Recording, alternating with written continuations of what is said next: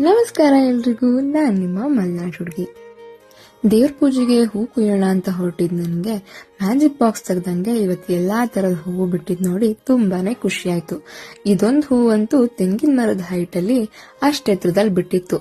ಈ ಹೂವು ನಂಗೆ ಈ ಜನ್ಮದಲ್ಲಿ ಸಿಗಲ್ಲ ಅಂತ ಗೊತ್ತಾಗಿ ಅದನ್ನ ಅಲ್ಲೇ ಬಿಟ್ಟು ಬೇರೆ ಹೂಗಳನ್ನೆಲ್ಲ ಕುಯ್ಕೊಂಡ್ ಬಂದೆ. ನೋಡಿ ಎಷ್ಟ್ ತರಾವರಿ ಹೂ ಸಿಕ್ಕಿದೆ ಅಂತ.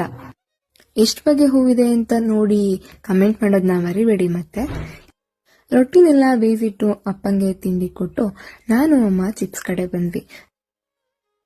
ರಾತ್ರಿನೇ ಡಿಸೈನ್ ಆಗಿ ಸ್ಲೈಸ್ ಮಾಡಿಟ್ಟಿದ್ ನಮ್ಗೆ ಬೆಳಗ್ಗೆ ಅದನ್ನ ಬೇಯಿಸಿ ಸೂರ್ಯ ನೆತ್ತಿ ಮೇಲೆ ಬರೋಷ್ಟೊತ್ತಿಗೆ ಒಣಗಾಕೋದ್ರೆ ಟಾಸ್ಕ್ ಆಗಿತ್ತು.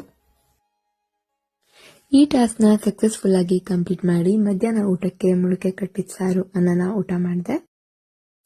ಹಾಗೇನೆ ಸಂಜೆ ಕೆರೆ ಹತ್ರ ಸುಮ್ಮನೆ ಕೂತ್ಕೊಂಡು ಟೈಮ್ ಪಾಸ್ ಮಾಡ್ಕೊಂಡು ಈ ದಿನದ ವ್ಲಾಗ್ನ ಹೀಗೆ ಮುಗಿಸ್ತಾ ಇದ್ದೀನಿ. ಬಾಯ್ ಬಾಯ್, ನಾಳೆ ಸಿಗೋಣ.